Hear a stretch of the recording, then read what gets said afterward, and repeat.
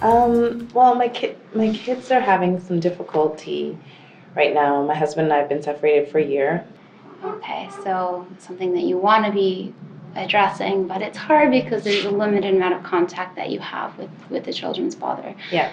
And if I heard you right, it's been a year since you've separated. Yep. Okay. And what's that been like for you?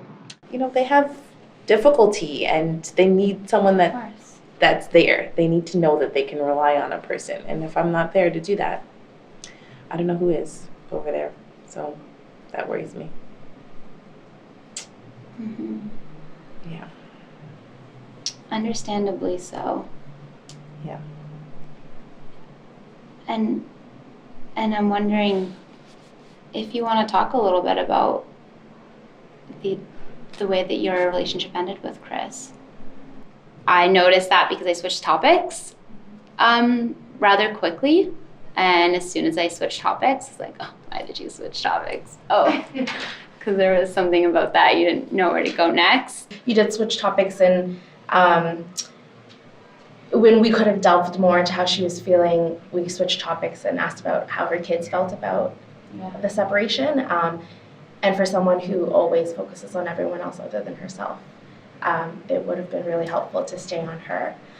Take a mindful moment, take a breath, and you could just tell the client, you say, there's a lot of information coming up here. Do you mind if I just take a pause and just kind of absorb it? And the client, in my experience, appreciate that because they really feel that they're being valued and that they're like really being heard. So if you're ever getting stuck, just say, that's a lot of information, and then reprocess it. And I ask yourself, where am I going? When you're talking to your client, which strengths come out? Like when you think of her, if I asked you to name 2 or 3 strengths, what pops out for you?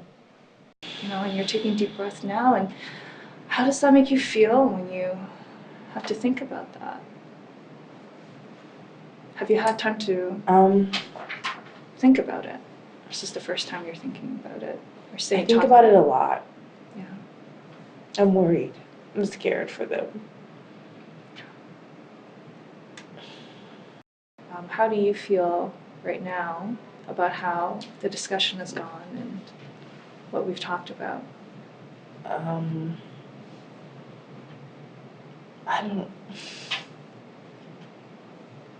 don't know how I feel about it. I feel like it's a lot. It's a lot to like kind of rewind and think about. Wow, that was a very intense session. It felt super real. When even doing simulation, it feels real already. I think it felt even more real when the tears came out and I saw the rawness and their energy of her emotion. Do a really great job of validating, naming, and bringing out the emotions. So when she was expressing her ambiguity as to how the session went, you were able to roll with that and sort of say that's okay. Like there's been a lot that's come up, like you're feeling raw. One of your strengths is cultural attunement, and you started with the cultural piece, which was important to the clients. She said, "I don't know," and you didn't completely, go in a different direction, which often our anxiety does kind of propel us to do.